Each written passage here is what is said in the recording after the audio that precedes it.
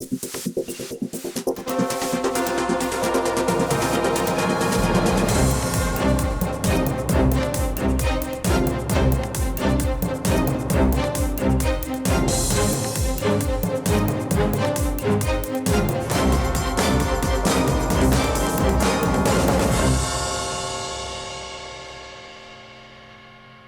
again, everyone. Welcome to another episode of RVBusiness Capital Talk.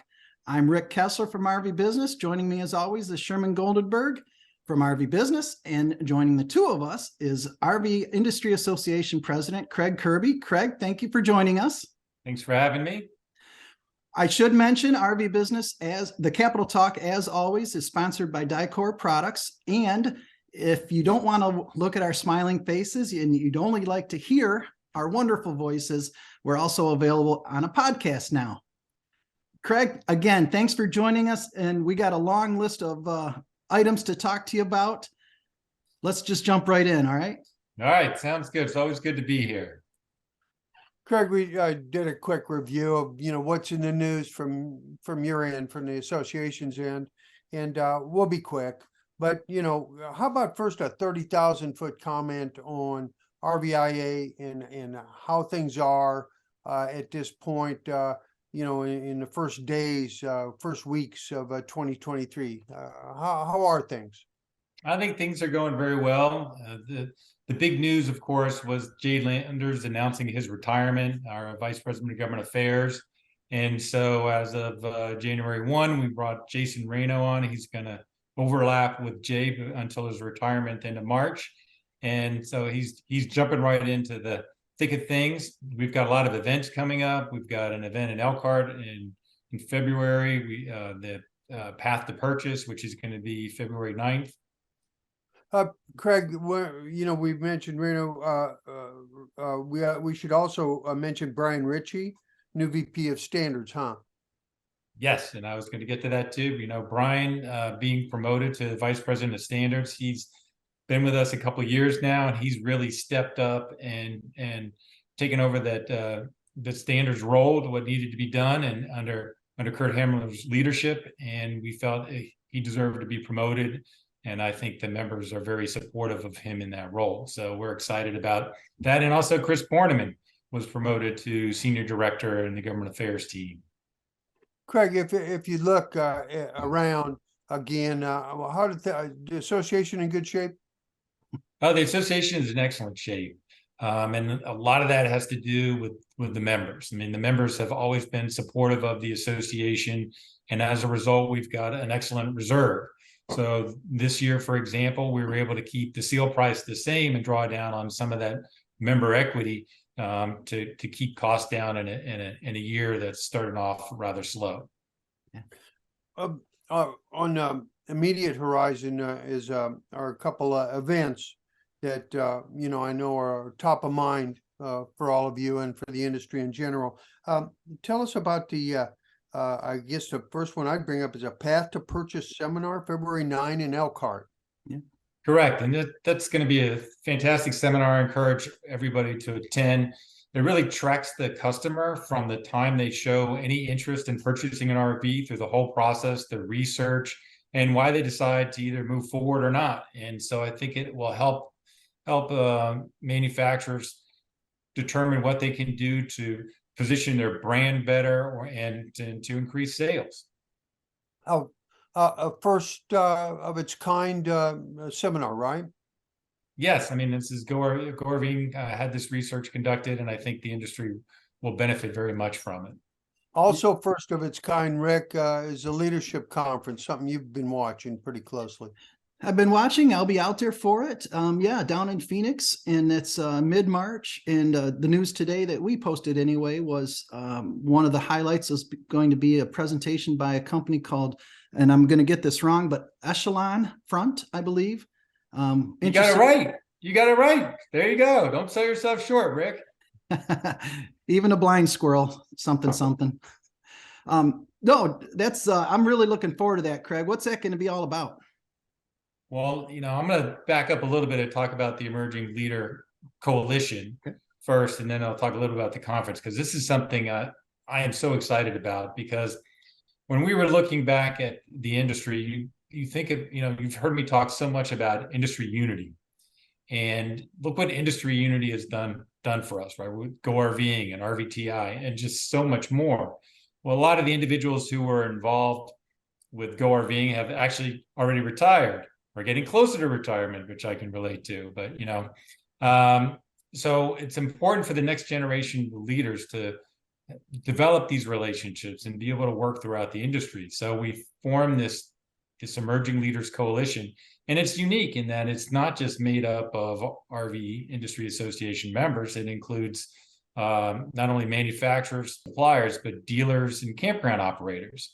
So it brings the whole industry together, and then they're going to have the ability to interact with each other, learn leadership skills, and will pay dividends for the industry long term. Now, as far as the leadership conference, this was being developed and managed. The speakers were all determined by this Emerging Leaders Coalition. So it's being driven by the very people who we're trying to attract to this event, the emerging leaders. March 15 to 18, according to my notes, in Phoenix.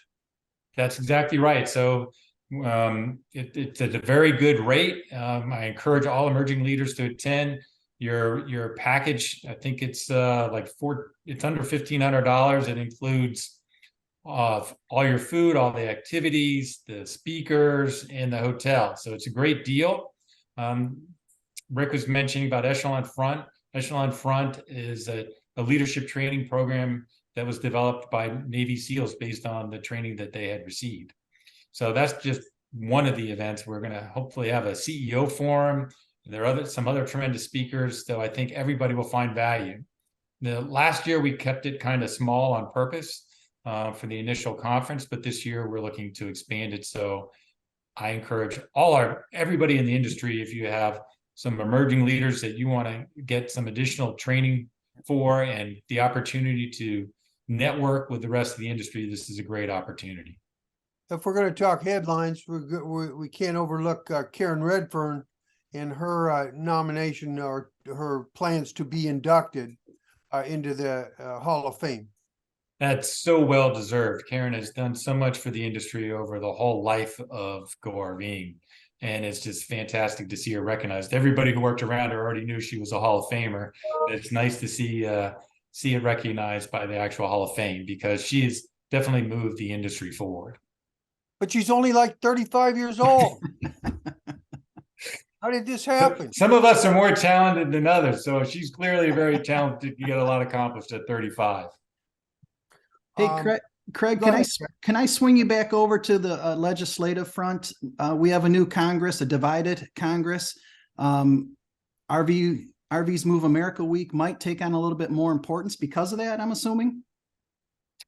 Well, RV's Move America Week is always important. I mean, we always have issues, and we work with both sides of the aisle. So it really doesn't matter as much who is in Congress, because we're going to have issues that we're going to need to work with. And like I said, we don't tie ourselves to one side or the other. So that'll be another fantastic event. Looking forward to it. That'll be Jason's first, RV's Move America Week. And I know, matter of fact, there's some planning on it going on today. So, I mean, to give you an idea, 6 months of planning for this to actually be a success. On the legislative front, anything that we should mention here about the association's priorities? Well, yeah, I could talk a little bit about our priorities for 2023. Some of it is legislative related, and some is not. On the legislative side, it's legislation that's actually already passed, and that's the Inflation Reduction Act. And why that is important is that through that act, the states received a lot of funds to build out an electric vehicle infrastructure. Now, that money is supposed to be used for developing electric pedestals along the interstate. Well, think about our products, and think about how the pedestals have been set up that you've seen. They really don't work well for an RV situation. So we have an EV task force, and they're working on coming up with a common kind of like design of a pedestal that would work, or pedestals that would work for an RV pull-through site. And then what we're going to do is then we're going to lobby at the states to see that they can develop, in addition to those for autos, that you need to develop pedestals specifically for RVs. Right. And then, so there may be, so in other words, they'd be pull-through sites. Yep. Legislatively, what should we add to that? As far as your association initiatives or priorities? Well, again, it's just getting to implement a lot of the funds that are already out there from the prior legislation, Great American Outdoors Act. That's what we're focused on, the Outdoor Recreation Act. So I mean, it's continuing to modernize and enhance campgrounds, making sure there are enough facilities for our consumers, which kind of leads me into one of the other areas that's a priority for us is continue to develop our relationship with the campgrounds. I like to say that the industry is a three-legged stool. You got manufacturers and dealers on one leg. You've got manufacturers and suppliers on one leg, dealers on another leg, and then campground operators on the third leg. And manufacturers, suppliers, dealers have been working very well together. And while we've had a good relationship with campgrounds, we haven't been working as closely as we can. So we're working on improving that. Obviously, it's critical that there be enough campground sites for our products, and there need to be more campground sites out there. So the campground operators face a lot of obstacles in modernizing and expanding campgrounds. So we're going to try to work with them to see how we can assist them along the way. In fact, RVIA issued an advisory of some nature not too long ago on that, right? Well, I'm not sure what you're referring to as an advisory, but we're continuing to work with them on a number of issues that they're being impacted by, and with the whole goal of just trying to elevate that customer experience. We all need to make sure the customer has the best experience, which leads me actually to the third area we're going to focus on this year, which is a continuation of the repair event cycle time, RECT. There you go. Yeah. RECT continues to be critical, and in this time where things have slowed down a little, it's a great opportunity to make sure we're doing everything we can to continue to take care of our existing customers. So there's a parts task force that's part of this repair event cycle time effort, where they're trying to remove duplicative part numbers, which would make it easier for dealers to repair units faster. There are going to be other ideas that come out of this parts task force for improvement programs that manufacturers and suppliers can take to speed up the process to getting the consumer back on the road. There's going to be a training program in place here later this year with Gary Enyart's leading this effort, and we're working closely with him. He's in contact with the DMS providers for the dealers. They're helping develop programs so we can really measure the effectiveness of RECT, whether we're actually reducing it by some of the activities we're taking. So there's real exciting stuff that's happening here, and we're going to continue to focus on that. Go ahead, Rick. Okay. So I'm looking at my own list, and the only one that's still standing there that I think we'd love to touch on is facilities.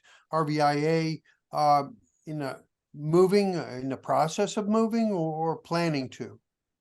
We're in the process of moving. We actually sold our building. We're a hybrid workforce, and we were in a building that was way too large, even not being in a hybrid workforce, frankly, for us. And so we sold that building and have moved to a much smaller space, which ends up saving a substantial amount of money from our overhead. So it's a win-win for everybody involved. Well, not far, you were telling us before we started up here, from your existing Reston, Virginia. Correct. It's about 3 miles or so from where we were before, a little bit closer to Dulles Airport, if you're familiar with that area, between Reston and Dulles Airport. So we're still in the same area. I've got one more, before You said the last one was the last one. Well, you know me. So I would say, how's your knee? Oh, my knee's coming along. Thank you for those when I had knee replacement surgery, and it's coming along well. And so I'm going to start traveling again here in February. So I'm looking forward to it. My first trip is going to be back to Elkhart for an RVTI board meeting, and I'm looking forward to seeing everybody then. Same here. Yep. All right. Thank you. Rick, you want to wrap it up? Yep. Craig, no shortage of items on the to-do list, that's for sure. No, it's going to be a busy year like all, and it's going to be a fun year. And looking forward to working with all the segments of the industry and all these different projects and seeing people at events throughout the year. Yeah, yep, same here. Craig, want to thank you for your time again. Also want to thank Dicor Products for their continued sponsorship. Again, Craig, thanks a lot. Thanks for having me. Always fun to talk with you guys. Thank you, man.